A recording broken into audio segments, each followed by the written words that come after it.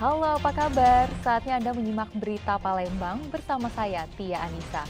Sejumlah berita menarik akan kami sajikan untuk Anda dan berikut 3 berita utama hari ini. Karena masalah utang, seorang pemulung di Palembang dianiaya oleh seorang pria hingga luka memar. Menjelang libur Natal dan Tahun Baru, stasiun Kertapati Palembang mulai dipadati calon penumpang. Mencicipi kelezatan brengkes patin tempoyak khas Palembang.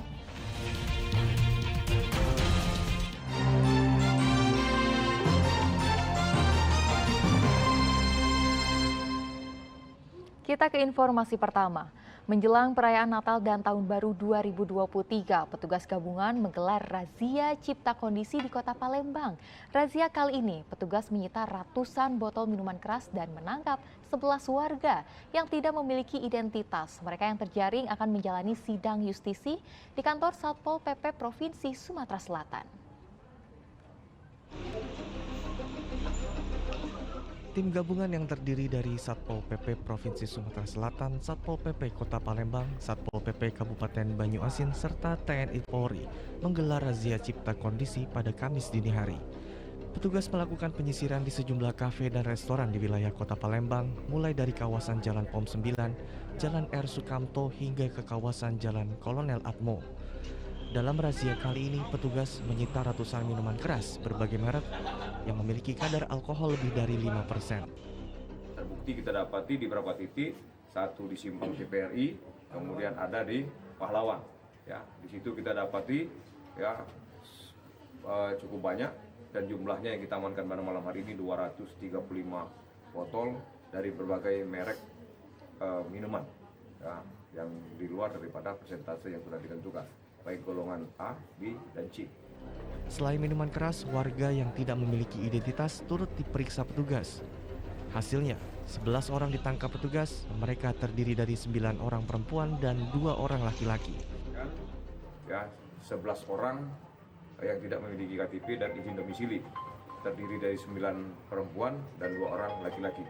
Semuanya nanti kita akan data, kita buat berita acara, ya, dan kita panggil siapa yang bertanggung jawab, keluarganya, dan kita adakan pembinaan dan nanti akan kita keluarkan sehingga warga yang terjaring razia dan ratusan barang bukti miras dibawa petugas ke kantor Satpol PP Provinsi Sumatera Selatan. Razia cipta kondisi ini untuk memberikan rasa aman kepada masyarakat menjelang perayaan Natal dan Tahun Baru 2023. Didi Irwansyah melaporkan dari Kota Palembang. Menghadapi libur Natal dan Tahun Baru, polisi mendirikan sejumlah pos pengamanan di titik kemacetan sepanjang Jalan Raya Palembang Jambi. Salah satu lokasi didirikannya pos pengamanan yaitu di Simpang Y, kawasan Talang Kelapa. Mendekati libur Hari Raya Natal dan Tahun Baru, kemacetan sudah terlihat di Simpang Y, kawasan Talang Kelapa. Antrian kendaraan baik truk maupun mobil pribadi mengular hingga beberapa kilometer.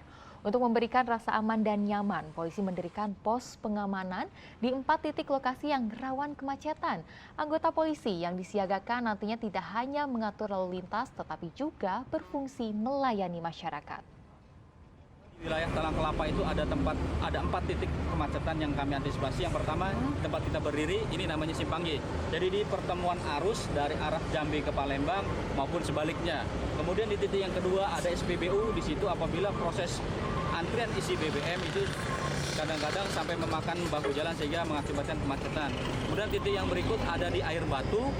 Kemudian yang terakhir ada di Simpang Semuntul. Nah, di situ merupakan 4 titik kemacetan yang akan kami prioritaskan untuk dalam melakukan pengamanan. Nah, di situ kami tempatkan beberapa personil sehingga kami berupaya jangan sampai arus itu tersendat apalagi macet. Mendekati Hari Raya Natal dan libur Tahun Baru, jumlah calon penumpang di stasiun Kertapati Palembang mengalami peningkatan.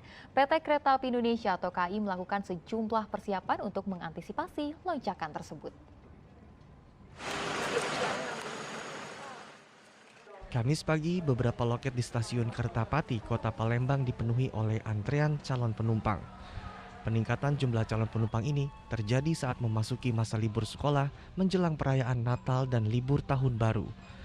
Menghadapi hal tersebut, PT KAI telah melakukan sejumlah persiapan, mulai dari pemeriksaan jalur rel kereta, menempatkan sejumlah petugas keamanan di titik rawan hingga memberikan pelayanan terbaik bagi calon penumpang.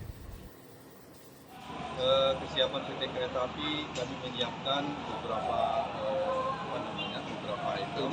Salah satunya adalah kesiapan personil kami, ya, baik itu kesiapan personil untuk pemeriksaan jalur kami di lapangan, kemudian kami juga menyiapkan personil untuk menjaga daerah-daerah rawan. Dan kita juga menyiapkan personil kita seperti masinis, petugas yang ada di stasiun mengatur perjalanan kereta api. Penumpang yang memadati stasiun Kertapati umumnya akan menempuh perjalanan menuju ke Pulau Jawa. Meski demikian, PT KAI tetap memberlakukan aturan perjalanan. Bagi penumpang yang berumur di atas 18 tahun, mereka diwajibkan menunjukkan bukti vaksin booster. Sedang bagi usia 6 hingga 17 tahun, mereka harus menunjukkan bukti vaksin kedua. Diperkirakan puncak lonjakan penumpang di stasiun Kertapati akan terjadi pada akhir pekan, tanggal 24 Desember mendatang. Dedi Ruansyah melaporkan dari Palembang. Kebakaran gudang penyimpanan BBM terjadi di Muara Enim. Gudang yang diduga menjadi lokasi penimbunan BBM ilegal meledak dan menewaskan 3 orang. Sebuah gudang penyimpanan BBM di Desa Cintakasih, Kecamatan Belimbing, Kabupaten Muara Enim mengalami kebakaran.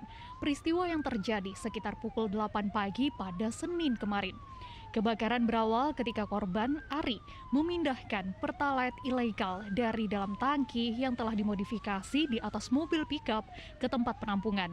Saat itu alat pompa yang digunakan diduga mengalami korsleting listrik dan menyebabkan terjadi percikan api hingga menyambar BBM dan terjadilah kobaran api yang besar. Warga yang berada di lokasi sekitar pun panik. Tim Inafis Polda Sumatera Selatan telah turun menyelidiki kebakaran tersebut, namun belum diketahui persis penyebabnya. Ini gudang minyak BBM ilegal sebenarnya sudah kita jadiin target operasi ya, target operasi pada saat operasi illegal drilling. Waktu itu coba tempat ini sudah tertutup, namun kita tahu bahwasanya ini masih beroperasi hari ini. Selanjutnya apa yang akan dilakukan pihak Kita polisi lagi sendiri? sedang mengejar pemilik gudang ya. Kita mudah-mudahan secepatnya bisa kita tangkap, kemudian kita amankan untuk kita proses ini lebih lanjut. Oke. Untuk korban sendiri sekarang di mana, Pak? Korban sudah dibawa ke puskesmas dan keluarganya juga sudah mengidentifikasi para korban. 2 kendaraan roda 4 dan 3 orang di dalamnya ikut tewas terpanggang. Untuk sementara waktu, pihak kepolisian dari Polres Muara Enim memasang garis polisi di lokasi tersebut setelah melakukan olah tempat kejadian perkara. Polisi kini juga tengah mengejar pemilik usaha BBM yang diduga ilegal ini. Yanuar Ihrom melaporkan dari Kota Palembang. Karena masalah utang, seorang pemulung di Palembang dianiaya oleh seorang pria. Korban dipukul dan ditendang berulang kali hingga mengalami luka memar di tubuh dan kepalanya. Seorang pemulung yang sedang duduk di tepi jalan Letkol Iskandar, Kota Palembang, dianiaya oleh seorang pria yang belum diketahui identitasnya. Korban ditendang di bagian dada, dipukul berkali-kali di bagian wajah hingga menyebabkan korban luka memar. Meski warga mencoba melerai penganiayaan ini, namun tidak digubris oleh pelaku. Rupanya masalah utang menjadi pemicu pelaku menganiaya korban yang belakangan diketahui bernama Mulyadi, warga Jakabaring, Palembang. 5 bulan lalu Mulyadi sempat meminjam uang kepada pelaku sebesar Rp500.000. Namun Mulyadi harus membayar utang tersebut sebesar Rp700.000. Mulyadi juga sempat dituduh membawa kabur uang pelaku. Ia pasrah dengan keadaan karena Mulyadi tidak memiliki uang untuk membayar utangnya. Sampai dipukul itu karena dia nagih itu dengan kekerasan karena aku tuh udah punya duit. Oh, udah punya duit untuk bayar, Pak. Nah, begitu istilah nagih ngomong 1 kali langsung tangan main. Nah, Berapa kali dipukulnya kemarin, Pak? kalau di sini pipi kiri kanan ini kuhitung 4 kali. Kalau dada sini ditandangnya tuh 4 kali. Kepala ini dipegang ini ditunjukin di cucunya udah tahu gunting apa pena pokoknya ini berdarah, Pak. Nah, setelah dari situ jaku ya namanya memang salah aku kan. Jadi saya tidak ngelawan, mati pun saya pasrah karena udah salah. Meski banyak warga yang meminta Mulyadi membawa masalah ini ke ranah hukum, namun dirinya belum berencana melaporkan penganiayaan ini ke pihak kepolisian.